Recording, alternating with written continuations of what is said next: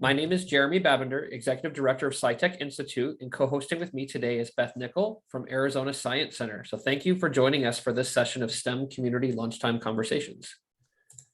All right, thank you, Jeremy. So during the conversations today, presenters will share how you can engage with Earth Day celebrations throughout Arizona. Next slide. So during the first part of the conversation, our presenters will share about their organization. Once their presentations have concluded, we will answer some questions from the chat, then have participants join small breakout rooms for group discussions.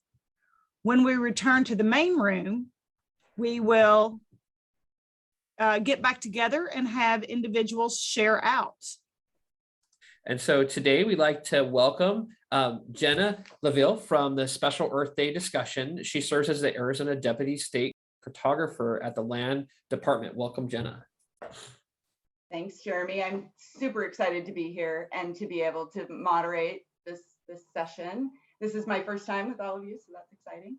We have some great presenters today. I think you are all looking forward to hearing from all of them. So we've got Taylor from the Tucson Audubon Society and Sean from STEM Sports.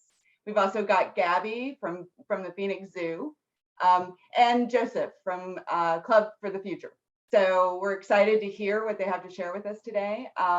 Just a little bit about me. I'm the Deputy State Cartographer for Arizona. And part of why I'm excited to be here is that my industry, the geospatial industry, covers STEM, and it's like the poster child for STEM. It's fabulous. So some of my role is that I coordinate geospatial data. So any data that has a location associated to it. So you can think Google, but a little smarter than Google. At least we like to think that.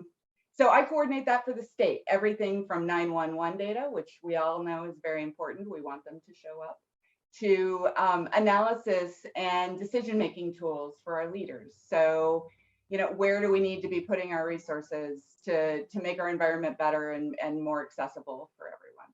So I did want to share really quick. I have a great example of geospatial for Earth Day. So I have a link that you can all peruse at your, let me go, multitasking, difficult. You guys can all peruse as you have time. This is a really great collection of story maps, which is a great way to tell a story, and all of it incorporates geospatial. So this is centered around Earth Day. I thought you might enjoy it. All right, so we're gonna jump in and get started because we have limited time today. So Taylor, do you want to go ahead and get us started? Sure. All right, keeping an eye on the clock. So my name is Taylor. I am the volunteer and education manager for Tucson Audubon. Next slide, please. So I wanted to share quickly what our mission is because I don't know that it's as widely known, but we are a bird conservation organization. We inspire people to enjoy and protect birds and their habitats through recreation, education, conservation, and restoration of the environment upon which we all depend. So yes, we are a bird conservation organization, but we are well aware that birds are part of an ecosystem. And so we try to take that ecosystem approach. And I quickly threw in earthday.org's mission because that's what we're here to talk about. And their mission is to diversify, educate, and activate the environmental movement worldwide. And the theme for this year is invest in our planet. So I'm going to talk a little bit about how we do that. Next slide, please. All right, so birding is a huge sport. This number blows people's minds, but more than 45 million people watch birds around their homes, at their homes or away from their homes. 45 million people. It's an $80 billion industry. So birding is really popular. It's only become more popular during the pandemic when being outside was the place to be and a way to actually go outside and get outside of your house. So we like to take this enthusiasm people naturally have for birds, and we want to harness it and try to put birds in context. So we use the term in the birding community, spark bird. We like to use all birds as spark birds. What that means is something that really captures everybody's interest. So if we can do that as a way to bring people into environmental issues, amazing. Next slide, please. All right, so we do that through engagement. So we have our large birding festival in August. If you all are local, you should definitely plan on coming by, but we also do it through field trips. We do it through going to events, which is how I was invited to this to this talk today, was at an event. So engagement. So trying to get those who are maybe not as into birding or have never considered it an option for them, trying to get them involved at all levels. So not just those people who are going for their 500th life bird, but also somebody who says, you know, it would be really cool if I could distinguish between these two birds that I see in my yard. Next slide, please. We also do it through education. So I'm the volunteer and education manager. And so trying to go into classrooms, bring children out on field trips, go out and table events for children and get them involved in activities so that they can start to understand how birds fit into our ecosystems and also how they can be observers, because being an observer means that you are invested and excited about the environment. Next slide, please. Conservation. So we do way too much to fit into 5 minutes, but we do a lot of conservation efforts around Southeast Arizona and beyond. One of our largest is the Important Bird Area and Tucson Bird Count surveys. So these are surveys where we're actively going out and seeing how many birds there are, of which species there are and where, but also involving the public, because we could not do this without people volunteering and being part of the surveying team. Speaking of citizen science, we have our Bird Safe Buildings program, which helps educate and monitor bird window strikes and bird window collisions. And then we also have our nest box programs where we are both selling nest boxes, but also using them to understand what birds prefer and understanding how nest boxes can help us mitigate some of the challenges posed to birds through climate change and through habitat loss. Next slide, please. And restoration. So we do a lot of active restoration work. And usually it's in concert with the National Park Service, Arizona Game and Fish, and US Fish and Wildlife. But we also go out on our own and literally removing invasive plants. We also fulfill restoration as one of our goals by how our Senator Mason Center up in Marana, our Patton Center for Hummingbirds, which is down in Patagonia, Arizona. So creating natural habitats there and helping people do that in their own homes through our Habitat at Home program, where we not only teach people how to have native plants in their house and which plants to have, but also provide them with a plan to do so and with support to do so. Next slide, please. And volunteers. I'm the volunteer and education manager. I can't not mention volunteers. We have over 800 of them. About 100 of which are active, meaning super active, meaning they're repeat volunteers every week, every month, something like that. In 2019, we had over 17,000 volunteer hours recorded, which was our last, I guess, normal year. And then 2020 to 2021, we had over 12,000 hours despite a global pandemic, which is amazing. And they do everything from restoration to building nest boxes to educating children. They're in every single facet of our organization. And that's another way that we engage the public, by actually making them partners with us. Next slide, please. So just to sum up, we invest in our planet by conserving birds in their habitats and, importantly, engaging, educating, and enabling others to do so too. And that is it.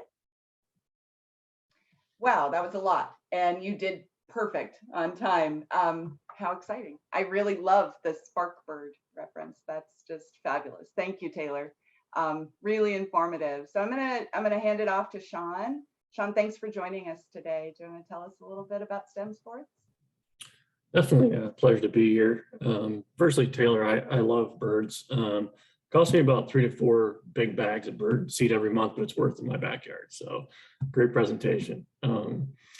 So most people, I think, well, STEM and sports, STEM side of it, yes, on Earth Day and celebrating that, but sports, how does that actually kind of fit in? And that's what I'm going to kind of discuss today.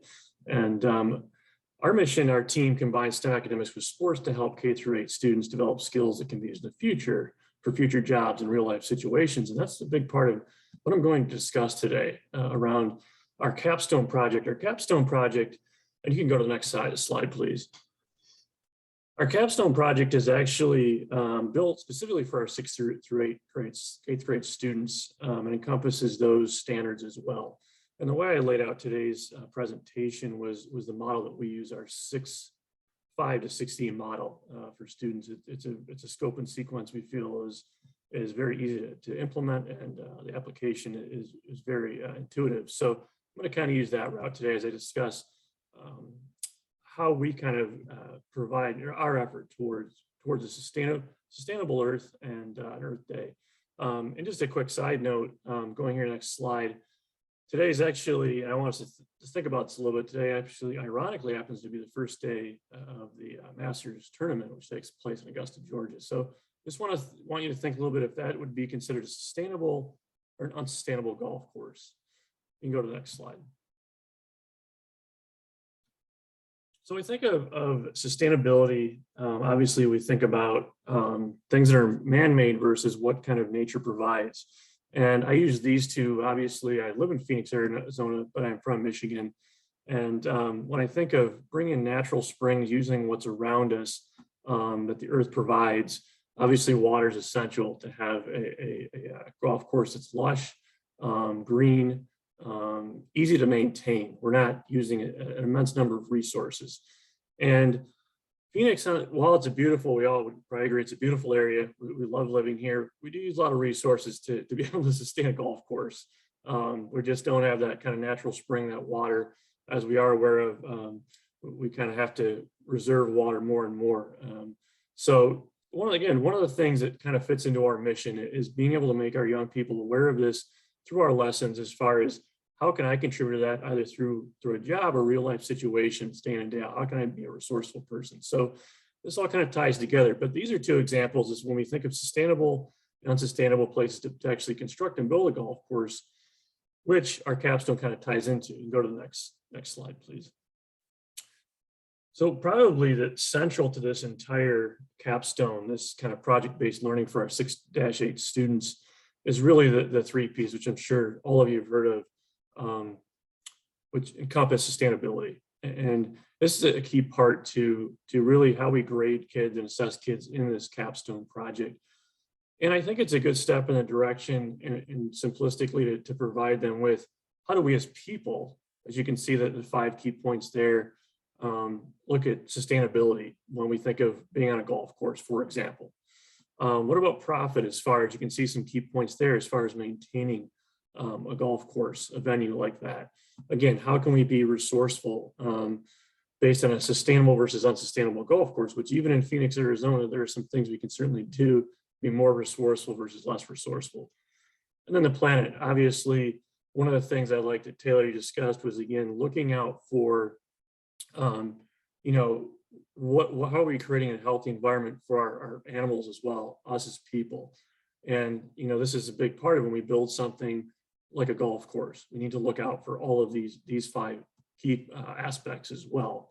So a key part of this project for students is to look at all 3 of these to be able to come up with a sustainable golf course that they're going to construct as their final project. Go to the next slide, please. So we give them a project guide, and we kind of give them some instruction to kind of segue into and some supplies to kind of design and construct that plan. And so students, as we do with any of our lessons, including the capstone, we lay out kind of a list of supplies and materials they'll need to construct this, and a plan based on, again, what are some key points around building a sustainable golf course, such as water, grass, seed, some things that would be in there, pathways, as you can see on this particular diagram. And then where is your golf course located at? Is it in the southwest? Is it in the southeast? Is it an area that does have some less resources, more drought, or less drought, has more resources available? So again, all part of kind of constructing their plan as they segue into the final piece of it. Go to the next slide, please. The next piece is this is how we're going to evaluate students. And these are kind of the 3 pieces to building a sustainable golf course, and being cognizant of the standards and concepts we've laid out in this particular lesson or capstone project. One of the key parts that I kind of talked about and brought up with an unsustainable and sustainable golf course, as you can see where we are in that yellow region, we need water. We live in the desert, so we need more resources. So when I'm building and creating a sustainable plan, what kind of design and features do I need to implement to ensure it is sustainable, or I'm using less and less resources, or it's more resourceful. Versus if I was to build a golf course, let's say where today's Masters tournament is played in the Southeast, where actually I think yesterday's tournament was delayed because of rain. So it's not as much of an issue there. It's a course surrounded by water, so it is sustainable. So all things in pieces that we want our students to think about, not only as they build this plan, but as they look forward into either a job, as I mentioned in our mission, or real life situations. It could be something as simple as going to the grocery store. Instead of writing my list down on a piece of paper, I'm going to put it on my phone digitally to save paper. Things like that we try to get students to think of. This is a good way to really encompass all of that. Go to the next slide, please. And this is really what we're all about, is giving our students, yes, the tools through our concepts and standards and our objectives to be able to work in a field where, yes, STEM, yes, but sports, something you're going to enjoy doing. Again, as I said from the very beginning, when you think of STEM, I always think of sports, but STEM is part of everything. And we want our young people to be prepared, whether it be for a career or just everyday life. We want them to be prepped and be respectful of the earth around them, so we can all enjoy it in our future generations for the future. And this final information, just kind of if you have additional questions proceeding today, or just connect with us on social, love to hear from you. This is one of, I believe, 10 curricula that we do offer. I apologize that off. I think our newest curriculum is tennis, but we have several curricula. And I'm so pleased today I was able to be able to participate and have something that did kind of conform to Earth Day in the STEM and science field. Thank you. Thanks, Sean. That was awesome, and a really neat way to wrap our minds around alternative thoughts, right? For how does STEM play a role in sports and the environmental impacts? It's interesting because from a geospatial mind, which is what I have, they use data like what we collect in Arizona to make sure that golf courses here in Arizona are using water appropriately and in a better way. So that's exciting. Thank you very much. You're welcome. We did have one question in the chat, and we'll get to that after we get through all the presentations. I'm keeping a list, so we'll come back to you. That's great. I'm going to hand it off to Gabby, and Gabby is the Director of Education at Phoenix Zoo. Gabby, do you want to take it away? Sure, thank you so much. It's really fun to be here today and in such good company too. And I apologize that I'm in complete shadow. I tried to fix it and move myself at a different angle, and I ended up disconnecting myself from the internet. So we're just gonna go with the witness protection program and be happy with it. So I'm gonna talk a little bit about our Earth Day event that we have, and then I'll also talk a little about just how Earth Day is every day at the zoo. So we do have an event coming up on Saturday, April 16th at the zoo, and it's a focus, our theme is Party for the Planet. And so we do a combination of, we have a DJ out to do some kind of party type atmosphere, but then we also have themed activities. And so we work in partnership with the Association of Zoos and Aquariums, which is our accreditation organization. That organization has a national campaign that all zoos and aquariums can sign on to. And that's actually where the Party for the Planet theme came from. And within that, there's 3 kind of main pillars of the Earth Day messaging, and those are connect, clean, and create. So it's connect to nature, clean nature, so do activities that help clean the environment, and then create habitat. And so what we're doing at our event is we have activities that relate to each of these different themes. And we also have partners that come and join us. In fact, I believe at least one of our partners that's going to be at the event is on the call today. That's from Maricopa County Air Quality. One of the big things that we're focusing on this year for the zoo in general is the idea of creating habitat for wildlife. We have an exhibit on grounds, and I should have included some pictures in here, but it's called the Lost Birds Project.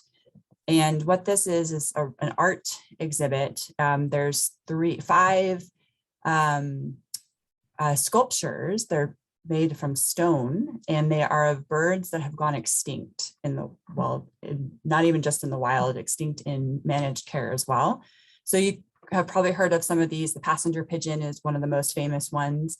And so they were created by an artist who actually, the original installation of these sculptures was in the location where the last individual of the species was found, was known to be, is where the art projects were originally installed. And then he's developed or created a traveling exhibit as well. So we have these 5 sculptures at the zoo, and we're trying, and they're going to be there for a year. And so we're tying those exhibits to our current day conservation efforts at the zoo. And so when you go visit the sculptures, there's signage there that talks about, yeah, I see the comment about Martha, the last known passenger pigeon. It's such a sad story. And I don't mean to laugh, but every time I think about it, I get really emotional. And there's another story about Booming Ben, who is the last heath hen. So anyway, but we connect it to what we're doing today is really trying to keep the conservation efforts going, so we don't have more extinctions like this. And so we're going to be focusing a lot on creating animal habitat as part of our conservation messaging for Earth Day.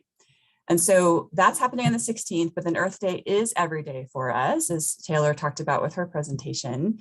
So our mission is to advance stewardship and conservation of animals. And we do that through providing lots of different experiences for people. And so I've listed the core outcomes that we focus on for all of our education programs at the zoo. And you can see it ranges from really building excitement and curiosity about the world and animals, and then all the way up to creating conservation advocates. And anywhere that we can, we try to meet people where they're at and design our programs for all these different, we call them steps on the pathway to conservation advocacy. And so we have a whole variety of programs. And if you want to go to the next slide, please. I have a few photos. So the top left corner is our Project Orangutan, which is a fairly new program that we started we started in 2020, actually. It was inspired by the pandemic and trying to pivot a little bit with our programming. And so this is a curriculum that can be done in classrooms. It's a 9-week project-based learning curriculum that includes interactions with our zoo staff. And we also have created a homeschool version of it, which is what you see in that picture. And so the students actually learn about conservation for orangutans and orangutan behavior. And then they create an item that's a enrichment item for the orangutan. So they have to problem solve and use what they've learned to design something. So it's a really great STEM-based program that we have. In the top right corner is our Conservation Science Night, which is an event we hold every year in connection with the SciTech Festival. And that is where our conservation scientists and our educators partner together to create stations where people can actually participate in conservation science and learn what that's all about. And so it's a fun event that we do every year. And then the bottom 2 pictures are part of from our Camp Zoo, which is our summer camp program. And we are doing project-based learning this summer as well, and we incorporate conservation into that program. So that's depending on the age group. So for young children, we're really focusing on building empathy towards animals. And then all the way up to 7th and 8th grade, they're focused on learning about how conservation science work is done in the field, and they actually create their own I just drew a blank on what they create. They create a PSA, I believe, and different messaging to get the word out about conservation of a species that they're really excited about. So that's just a really quick intro to what we do. And I'll put my email in the chat if there's any questions that you'd like to reach out about. So thank you. Thanks, Gabby. That was super informative, and you guys are doing amazing things. That's super fun. So good luck on your event next week. Yeah, I think it'll be wonderful for everyone.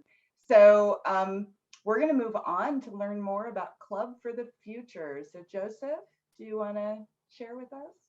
Happy to. Hey, everyone. Thanks for having me. This is really exciting, and it's so much fun already learning about birds, which I'm an avid bird watcher. I even have a owl by my desk because we have these northern flickers that keep attacking our siding, and I hang up an owl and they run away.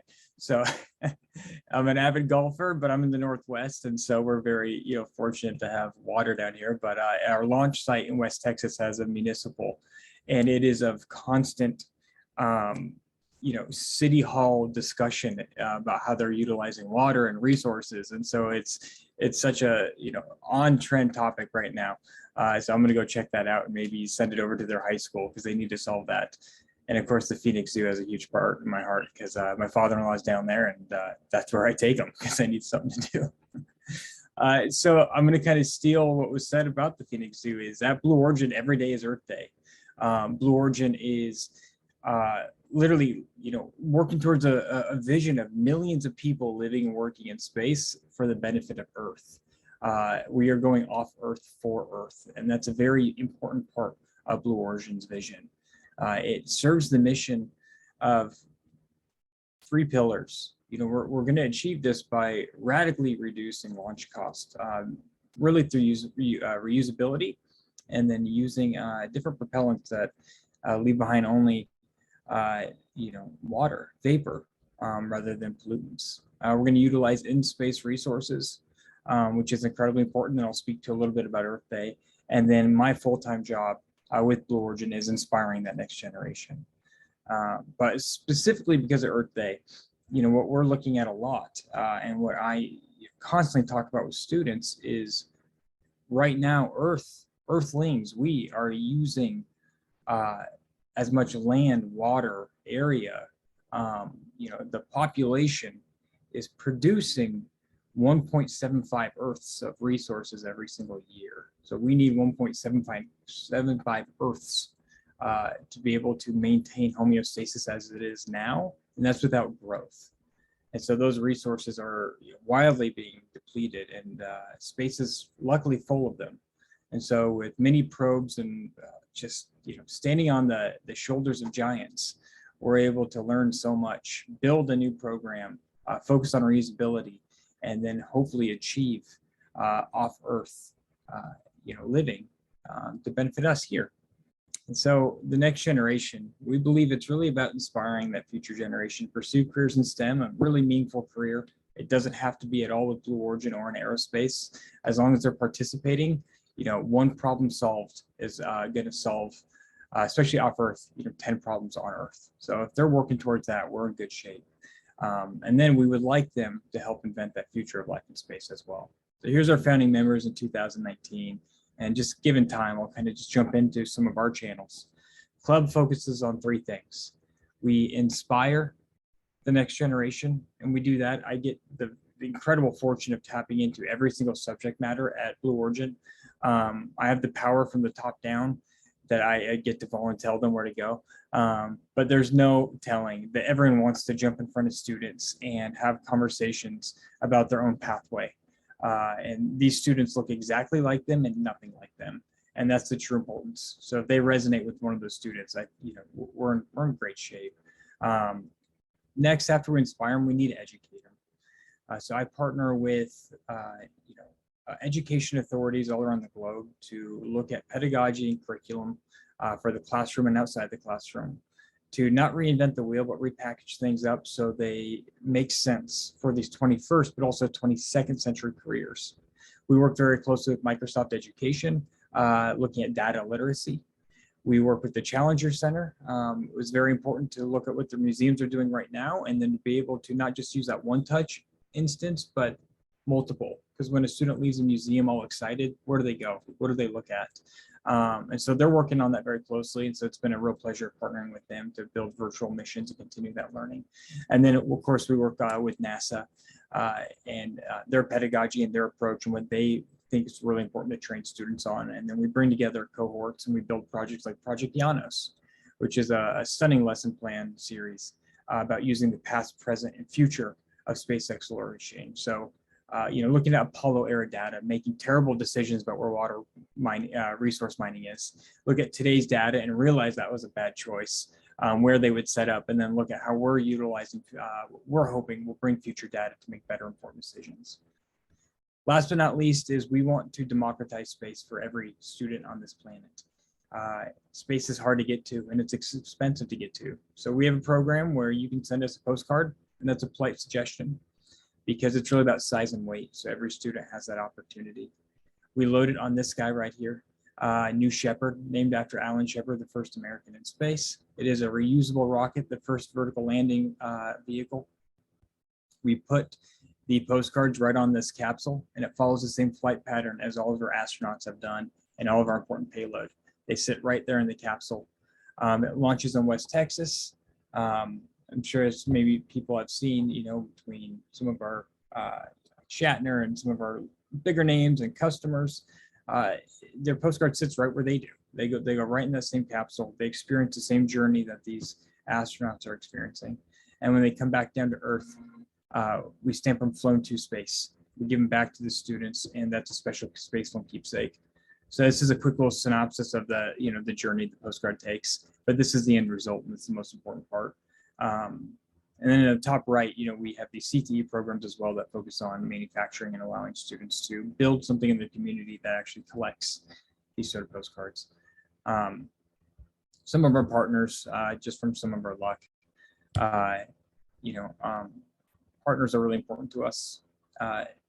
We take, you know, CEOs of major foundations, NASA, all the way down to small nonprofits, teachers, superintendents. And for me, being able to access space is also being able to know what you're teaching. If you're teaching students about working at Blue Origin or NASA or Microsoft or Google, how are you supposed to teach that without knowing what inside the doors look like?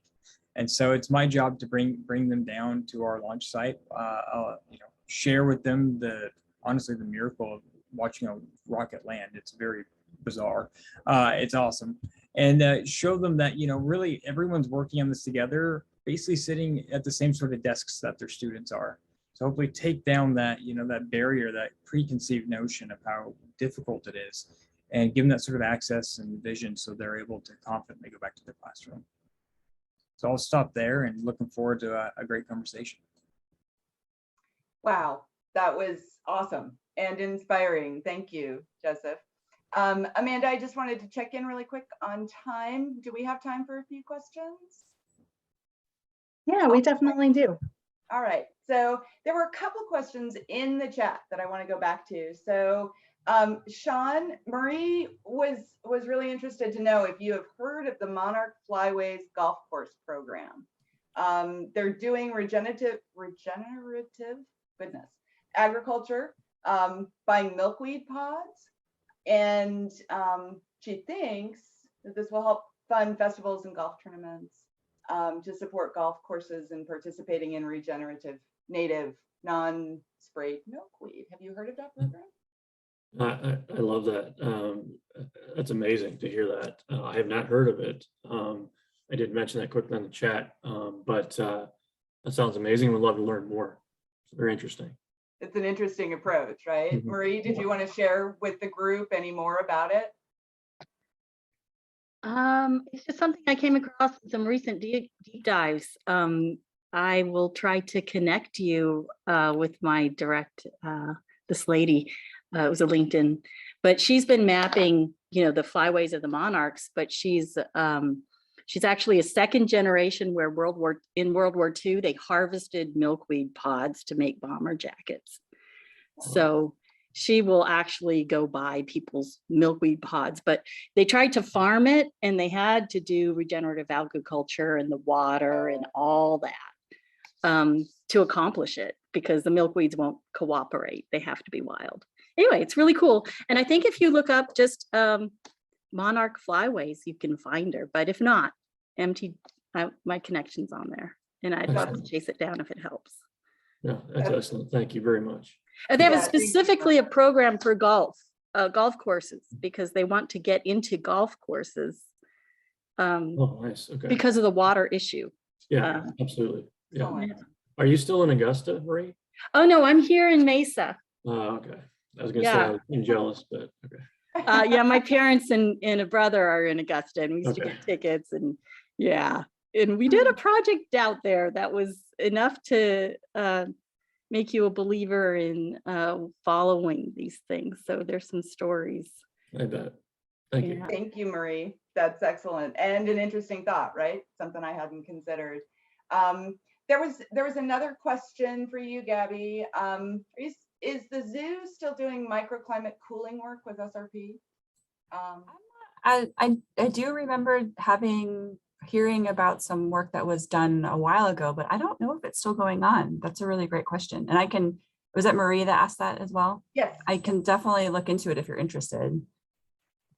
Yeah, that's interesting. I'm curious if DEQ and anybody in the state is using that. So I'm gonna ask my contacts too. I think that's great. All right, so maybe just all of the panelists could take a turn and give us just a couple words on what inspired you to care about Earth Day. Do you have a memorable experience or anything to share with the group? You want to start, Taylor? Sure. I mean, I guess so next week I'm doing a career day presentation for a high school, and I was just making the slides just now. And what I wanted to emphasize to them was when I was in high school, I wanted to be a dancer. I loved animals and I loved being outside, but I had no career aspirations. And it took one interesting looking textbook and one professor. And that's why I got into the ecology field. And so to me, that was it. It just takes that one person. That's why I love these educational programs. And Gabby, I think you were talking about that, Inspire. And I think, Joseph, you were saying that too. It's just that one spark, and you never know what that's going to be, but that's just plant the seed. So that's what I want to say. I agree completely. And often we don't even know, right? That one person could change our whole lives and our trajectory. It's really exciting. Joseph, do you want to share with us do you have a memorable experience or? Yeah, I mean, I've always had a passion for space, and I've got that classic story where I was like, I'll never work in this industry. Like, I'm not a genius. I was a commercial photographer forever and had a passion for education, and I want to be an astronaut really bad. The more I learned and the more I worked with, these superheroes across NASA and Blue Origin, and sitting across a desk from a guy that helped weld the Hubble Space Telescope out of the shuttle, it is, how normal and how zigzag their pathways are, and how each one of them have a different story of why Earth was important to them and what they pursued.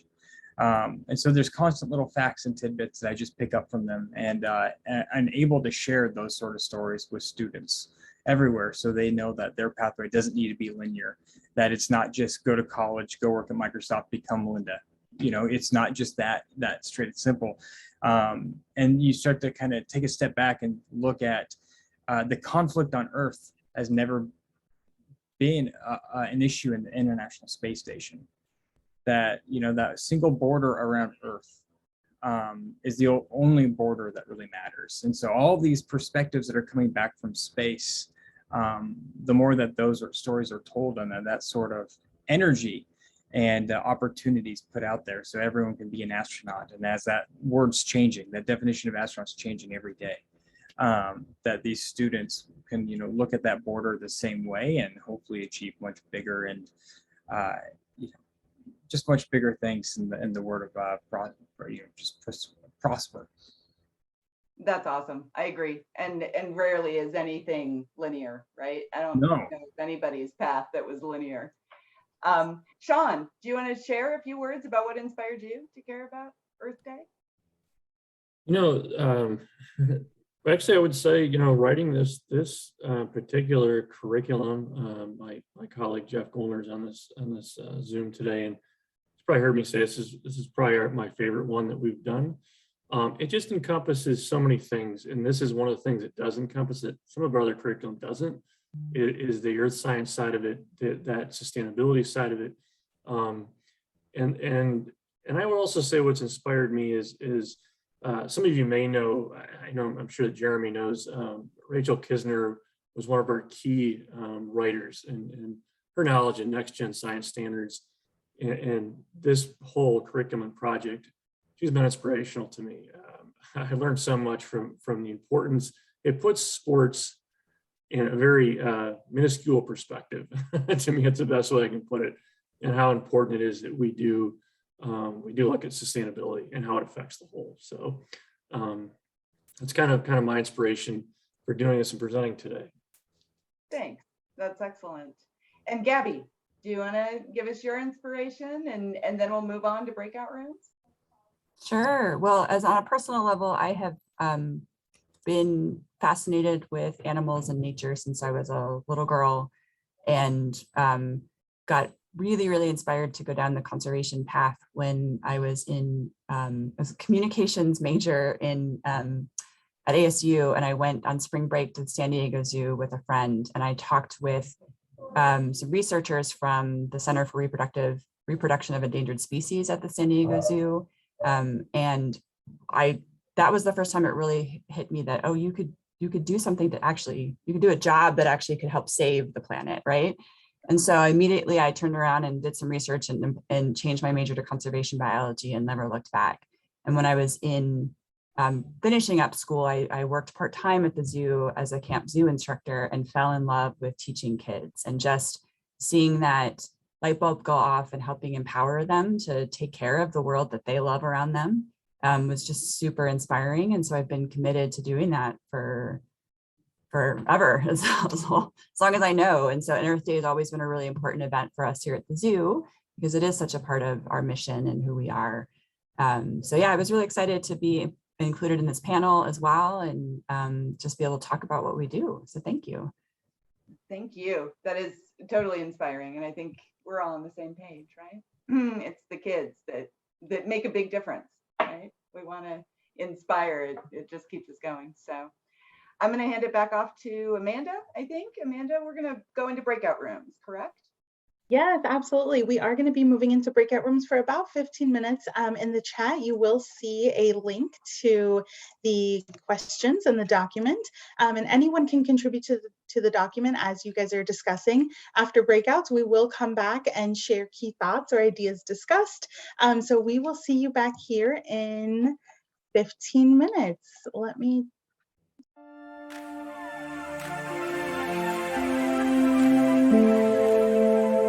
So I got to spend time with the guys on golf and sports, and that was awesome. I also got to learn a little bit about what's happening at the Desert Botanical Gardens and what they're doing. They have an event for Earth Day, and it's one of my favorite places in the valley. So I'm already a fan. And I talked a little bit about our drone program through AGIC and what we're doing with students. So yeah, it was really informative and very cool. Well, thank you so much. We're so excited you were able to join us. Really, it's a new aspect of our STEM community lunchtime conversation. So thank you so much. Yeah, thank you. Take care, everyone. Thank you, Jenna. All right. Casey, would you like to share what was going on in your room? Yeah, so I think two things that we talked about. The first was community gardens came up as something cool that ties to Earth Day and sustainability, and through that we sort of talked about using space and materials creatively, and so talking both about like gardens and partners and sort of the creative ways that you can integrate that, but also like physical spaces and talking about housing and spaces throughout a city and how things like heat and building materials can impact people's well-being. So that was our big highlight. Awesome, thank you, Casey. Claire. Yeah, we had a great discussion in our room. We started off, Brian taught us a new word, obtainium, which is any material that you can obtain and upcycle or recycle, which I really like. I think we should all start using obtainium. And we talked a little bit about sort of using those recycled materials to create things like birdhouses, and how you have to be really careful about what materials you actually use. And there isn't really a guide or anywhere you can look at the moment to find information on what you could use for different types of birds. And so we thought maybe that would be a cool project to work on with students, is to get them to kind of collaborate and put something together that could be a guide on using recycled materials to support local wildlife. And we also had a really interesting conversation about sort of the origins of reduce, reuse, recycle. and how a lot of times sort of the responsibility is put on consumers to, follow up and get recycled materials to the proper recycling destinations for whatever they're made out of, rather than on companies to actually package things and things that are easily recyclable. And so that was a really interesting conversation we had too. Awesome. Thank you so much. And I think, Jeremy, would you like to share any highlights from your room? I get it. I think we just had a good conversation about, kind of just where people were from their organizations. Kind of, I had the fortunate part of being in the room with Joseph, so I got to really learn more about Blue Origin and just kind of the potential, why they're here in Arizona, kind of learn about kind of where some of the launch sites are with being in rural remote areas. We got to learn a little bit more about what Arizona Maricopa Air Quality does and kind of their purpose. So it was a good conversation, I thought. But with that, just really appreciate everybody continuing to come to these conversations. I appreciate the team for helping to curate the content. The attendees that come every week. Please feel free to suggest ideas or other other collaborators or people to join. We do want to continue to do this based upon the feedback. Then of course the presenters today, taking the time out to create it, being within kind of our very short time constraints of putting something together each time. But yeah, thank you, Joseph, Sean, Gabby, and of course, Taylor. Yeah, it's great to hear that. And then I love that we had a new moderator so that it wasn't, kind of, I think it's good to get the change. I think she did a phenomenal job helping to moderate that. So really appreciative of that. So with that, just a lot of gratitude and really love that we get a chance to connect every we're doing it once a month now, right? Every month. And so thank you for the time. Yeah, thank you so much, Jeremy. And everyone, please join us for our next time to discover more about different summer events happening all over Arizona coming up on Thursday, March 5th at noon. So please be looking out in your email for that registration link for next time. Bye, everyone. May 5th. Was it March 5th? It's May 5th, right? May 5th. Sorry. May 5th. Sometimes I live in the past, so I just want to be sure. Yeah, Thursday, May 5th. Great. Thank you.